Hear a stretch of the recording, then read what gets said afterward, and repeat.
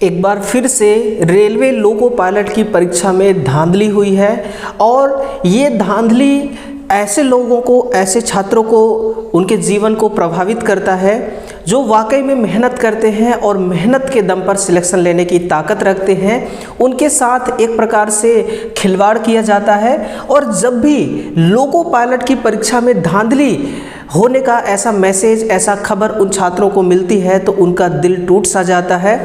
तो दोस्तों, आज के इस छोटे से सेशन में यही हम बात करने जा रहे हैं कि जो आपका लोको पायलट CBT 1 का एग्ज़ाम हो चुका है और CBT 2 का एग्ज़ाम होने जा रहा था 19 मार्च और 20 मार्च को, तो ये एग्ज़ाम पूरे इंडिया भर के सभी सेंटर में ये कैंसिल किया जा चुका है और इसका नया डेट अभी तक कोई अनाउंस नहीं किया गया है। लेकिन बात यहाँ पर ये खड़ी हो रही है कि ऑनलाइन परीक्षा केंद्र से साजिश रचते 2 माफिया गिरफ्तार।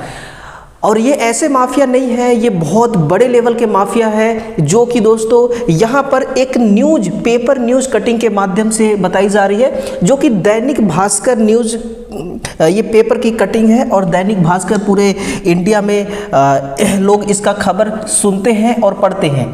ये 22 मार्च 2025 का न्यूज़ है। लोको पायलट परीक्षा में धांधली बताई जा रही है कि ऑनलाइन परीक्षा केंद्र से साजिश रचते 2 माफिया गिरफ्तार। ये माफिया बड़े स्तर के हैं, बड़े लेवल के हैं। ये माफिया कोई भी हो सकता है, ये रेलवे का कोई कर्मचारी भी हो सकता है और फिर क्योंकि बिना रेलवे के कर्मचारी से मिले कोई भी माफिया की इतनी ताकत नहीं है ना, कि वो जॉब दिला सके। तो जॉब अगर लेना है या फिर किसी को देना है गलत तरीके से, तो उस डिपार्टमेंट के कुछ अधिकारी को भी शामिल उसमें करना पड़ता है। ये माफिया लोग करते हैं, उसमें शामिल किया जाता है, तभी जाकर के ये सारी चीज़ें को पॉसिबिलिटी मिल पाती है, अंजाम दे पाते हैं। और जो ये माफिया हैं जिनको गिरफ्तार किया गया है, ये एक सीट के लिए 20 लाख रुपए दोस्तों इन्होंने हर स्टूडेंट से डील किया था।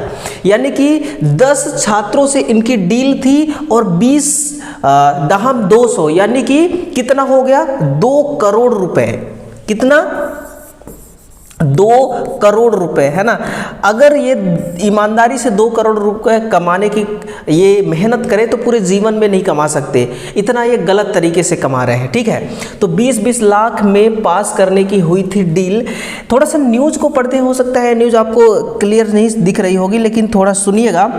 पटना और पूर्णिया, है ना, पुलिस ने गर्दनी स्थित स्वामी अध्ययनत ऑनलाइन परीक्षा केंद्र पर छापेमारी कर 2 परीक्षा माफियाओं को गिरफ्तार किया है। लोको पायलट परीक्षा में इन माफियाओं ने सेटिंग की थी।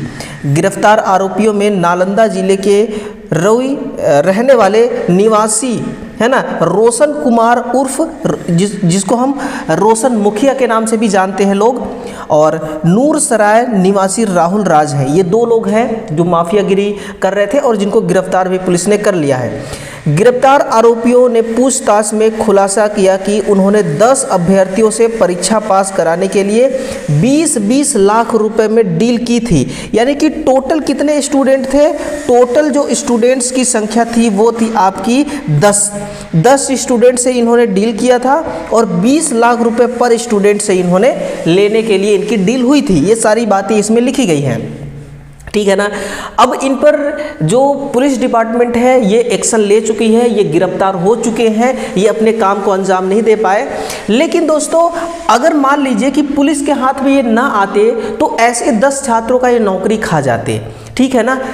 और ये इतना ही नहीं, 23 अभ्यर्थियों से SSC परीक्षा में भी की थी सेटिंग, और सेटिंग करने वाले जो माफिया थे वो यही लोग थे, है ना। SSC के एग्ज़ाम के लिए भी इन्होंने 23 छात्रों से डील किया था कि भाई हम आपको नौकरी लगा देंगे, और फिर 23 छात्रों से ये पैसा एक तरह से हम कह सकते हैं कि लिया जा रहा था, है ना, घूस के हिसाब से लिया जा रहा था, ठीक है।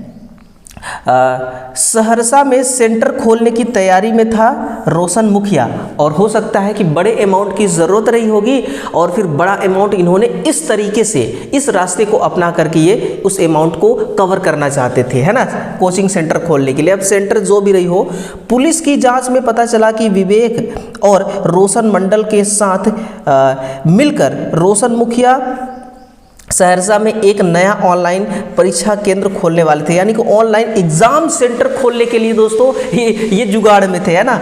और इसके लिए कई दर्जन नए कंप्यूटर और सर्वर की ज़रूरत पड़ती थी। ये सारे सामान खरीदने के लिए पैसों की तो रिक्वायरमेंट होगी, तो ये अपने रिक्वायरमेंट को पूरा करने के लिए लोगों की ज़िंदगी को दांव पे लगा दे रहे हैं, लोगों की ज़िंदगी को मजाक बना के रखा है, ठीक ना।